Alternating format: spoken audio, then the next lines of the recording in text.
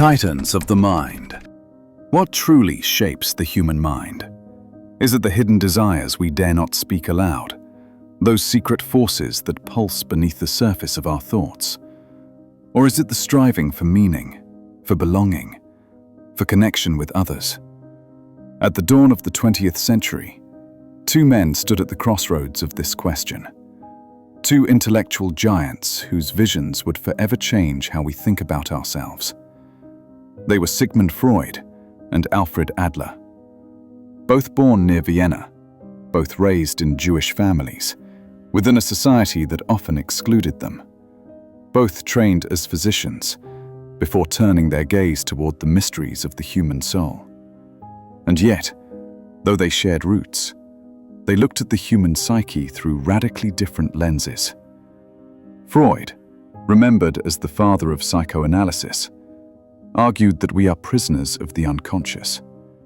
Beneath our polite words and daily routines, he claimed, lies a cauldron of repressed desires, especially sexual and aggressive impulses. He introduced us to terms we still use casually today: repression, the Freudian slip, the id and ego. To Freud, life was a battlefield of instincts, where reason could only hope to negotiate between desire and morality. Adler, by contrast, believed in a different story. For him, human beings are not merely collections of drives in conflict, but unified wholes defined by our capacity to overcome weakness. He spoke of inferiority and striving, of the way childhood vulnerabilities push us to grow, to aim higher, to contribute to society. Adler's psychology was less about hidden fantasies and more about courage, goals, and community. Together, Freud and Adler redefined what it means to be human.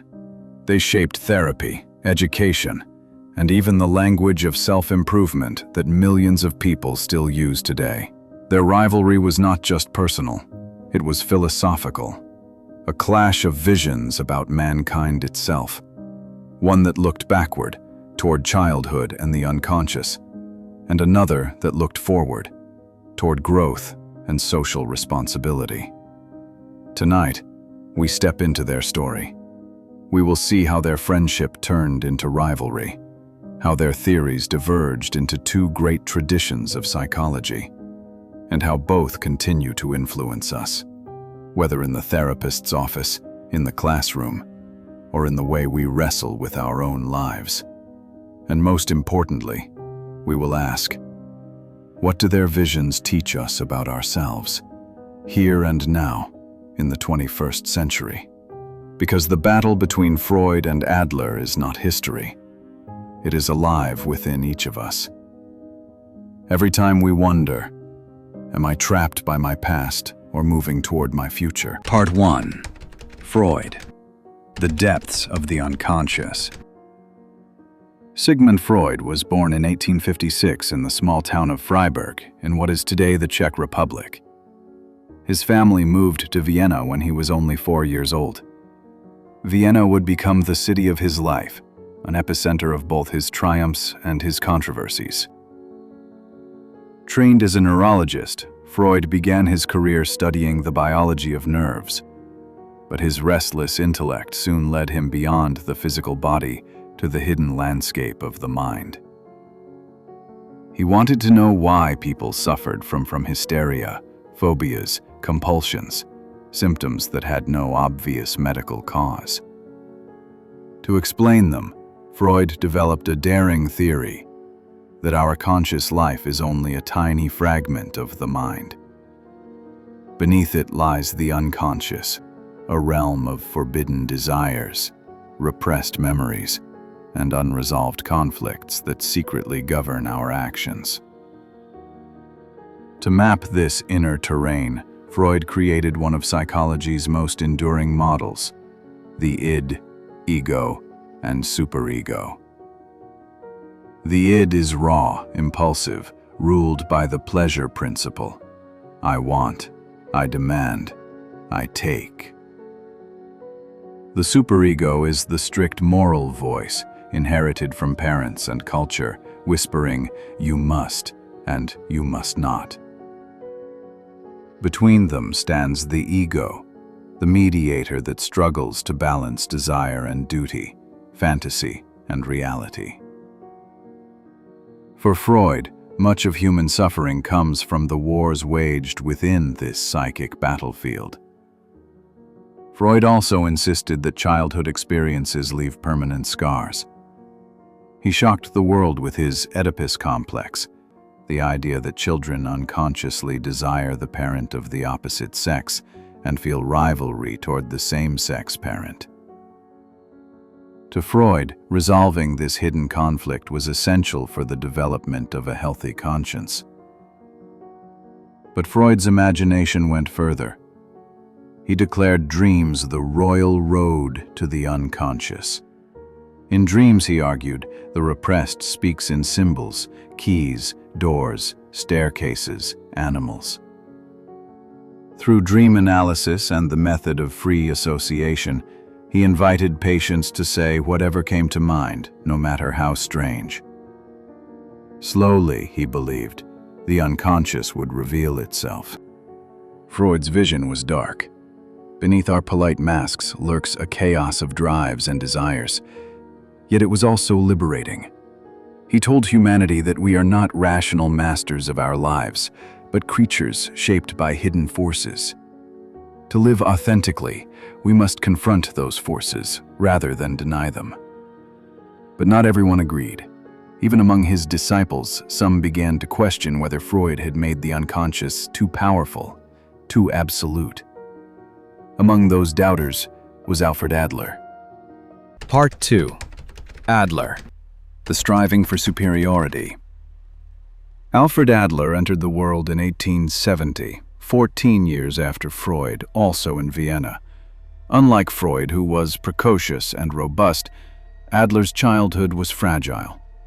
He suffered from rickets, pneumonia, and poor health that left him unable to walk until the age of 4.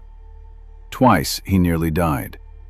These early struggles with weakness and mortality would leave a permanent mark on his psychology. Adler's vision of human nature was radically different from Freud's. Where Freud saw the human being divided into warring parts, Adler saw us as unified wholes, striving toward meaning and purpose. He called his approach individual psychology, not because he ignored society, but because he believed each person must be understood in their individuality, in the unique way they strive to overcome their limits.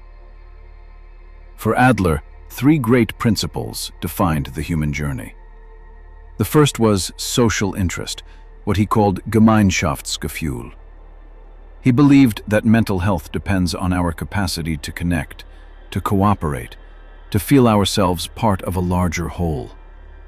A lonely man, Adler argued, is a sick man. A healthy one is engaged with community, family, and society.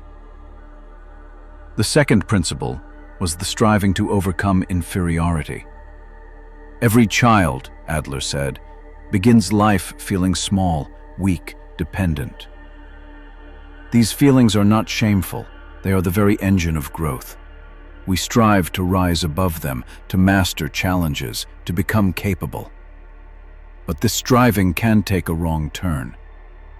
If frustration builds, if encouragement is absent, inferiority may curdle into a superiority complex, arrogance, domination, compensation for wounds never healed. The third was birth order theory. Adler noticed that the position we occupy in our family constellation shapes our personality. The firstborn, dethroned by the arrival of siblings, often becomes conscientious, responsible, achievement-oriented. Middle children, caught between, often become diplomats, peacemakers. The youngest may grow into rebels, dreamers, comedians, endlessly seeking attention. Though not deterministic, this insight opened psychology to the power of family dynamics. Adler's vision was less about the unconscious past and more about conscious striving toward the future. Where Freud peered into repressed desires, Adler looked at goals, courage, and community. He asked not only what haunts you, but also, what do you want to become? This optimism made Adler's psychology deeply human, deeply practical. But it also put him on a collision course with Freud's darker, more deterministic worldview. Part 3. The Break. Freud versus Adler. By 1902, Freud had gathered a loyal circle of disciples in Vienna. They met weekly, a small group of men seated in a smoky room, debating the mysteries of the mind late into the night. Freud's authority was immense. His charisma and confidence made him the undisputed leader. And among these men sat Alfred Adler, sharp, ambitious, restless. At first, Adler admired Freud. He shared the excitement of building a new science, of daring to speak truths society considered scandalous. In 1910, Adler even rose to become president of the Vienna Psychoanalytic Society. To many, he was Freud's heir apparent. But beneath the surface, tensions grew.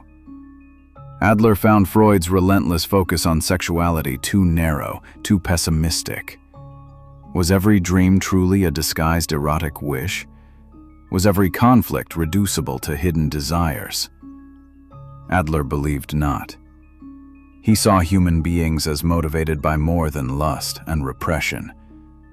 He saw in them the courage to grow, the longing to belong, the drive to turn weakness into strength. By 1911, the rift exploded. Arguments in the society grew heated. Freud's disciples demanded loyalty to psychoanalysis as Freud defined it. Adler refused. He argued that psychology must be broader, more social, more practical. To Freud, this was betrayal. To Adler, Freud had become dogmatic, more concerned with defending his theory than with seeking truth. The break was inevitable. In 1911, Adler resigned, and with a handful of followers founded the Society for Individual Psychology. It was the first great schism in the psychoanalytic movement. The differences were profound. Freud saw the past, childhood trauma, unconscious drives, as the key. Adler emphasized the future, goals, purpose, striving. Freud divided the psyche into id, ego, and superego. Adler saw the person as a whole, indivisible, moving toward meaning.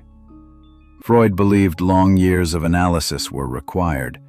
Adler promoted shorter, practical counseling aimed at encouragement and change. What began as a professional disagreement became a philosophical battle. Freud believed Adler had watered down the radical power of psychoanalysis. Adler believed Freud had chained psychology to a dark obsession. Their split was not just about theories. It was about how we understand ourselves as human beings, as creatures trapped by the shadows of the past, or as strivers reaching for a chosen future. Part 4. Legacy and Modern Relevance. Freud and Adler are long gone, yet their shadows stretch across modern psychology. Nearly every school of therapy today carries echoes of their voices, their debates, their divergent visions of the human soul. Freud's legacy is unmistakable.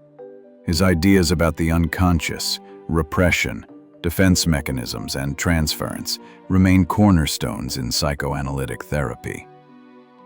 Even outside clinical settings, his language has seeped into popular culture. We speak of Freudian slips when words betray hidden thoughts. We talk about ego and superego as if they were common sense. When someone represses a painful memory, we use Freud's terms, even if we have never read a page of his work. He gave us a vocabulary for the hidden. Adler's influence, though quieter, may be just as profound. His emphasis on social interest and goal orientation inspired entire movements: cognitive behavioral therapy, family therapy, humanistic psychology. The very idea of self-esteem, so central to modern self-help, traces back to Adler's insistence that people need encouragement, not condemnation. His vision of birth order sparked decades of research into family dynamics. His belief that therapy should be practical, brief, and focused on strengths foreshadowed the methods of modern coaching and counseling. In education, Adler's legacy is especially visible. Classrooms today emphasize cooperation, belonging, peer learning, principles that echo his Gemeinschaftsgefühl. Teachers who encourage rather than punish follow Adler's model, whether they know his name or not. In business and leadership, his ideas about overcoming inferiority and striving toward goals resonate in strategies for motivation, team building, and resilience. Freud explored the depths, showing us the hidden caves of desire and memory. Adler built bridges, reminding us that humans are not only inward-looking but outward-reaching, bound by society and community. For us today, their rivalry is not a relic. It lives in every conversation about mental health, every debate between depth-oriented psychoanalysis and goal-focused therapy, every struggle within us between the weight of the past and the promise of the future. Perhaps the real wisdom is not in choosing Freud or Adler, but in holding both together, to acknowledge the unconscious that shapes us, while also embracing the striving that lifts us, to see ourselves as both haunted and hopeful, both fractured and whole. The eternal dialogue. Sigmund Freud and Alfred Adler were not merely psychologists, they were philosophers of the human condition. Freud told us to look inward, to confront the forbidden desires and repressed conflicts that whisper beneath our awareness. Adler told us to look outward, to find courage in purpose, strength in community, and meaning in striving toward goals. Their rivalry split psychology into two traditions. To some, this split looked like a fracture, yet in truth it enriched the field, offering two complementary visions of what it means to be human. Even today, therapists, educators, and thinkers draw on both. In one room, a patient may explore their unconscious fears through Freudian analysis. In another, they may build confidence through Adlerian encouragement. And beyond therapy, their voices still echo in our daily lives. Every time we wonder if our struggles are rooted in childhood wounds, we speak Freud's language. Every time we believe we can overcome hardship by striving for growth, we live Adler's vision. But perhaps the most profound legacy of their conflict is the dialogue it created, a dialogue not just between two men, but within each of us. For we all contain both the weight of the past and the pull of the future. We are shaped by hidden memories we cannot control, and yet we are also driven by goals we freely choose. To ignore Freud is to neglect the shadows. To ignore Adler is to neglect the light. Wisdom, perhaps, lies not in choosing sides, but in listening to both. To admit that we are haunted by the unconscious, and also to remember that we are capable of courage, purpose, and change. The battle between Freud and Adler is not finished. It lives on whenever you face a mirror and ask yourself, am I defined by what has been, or by what I will become? The truth may be this: you are both, past and future, depth and striving, shadow and strength. And so, our journey between Freud and Adler comes to a close. Yet in truth, it is not an ending. Their dialogue continues.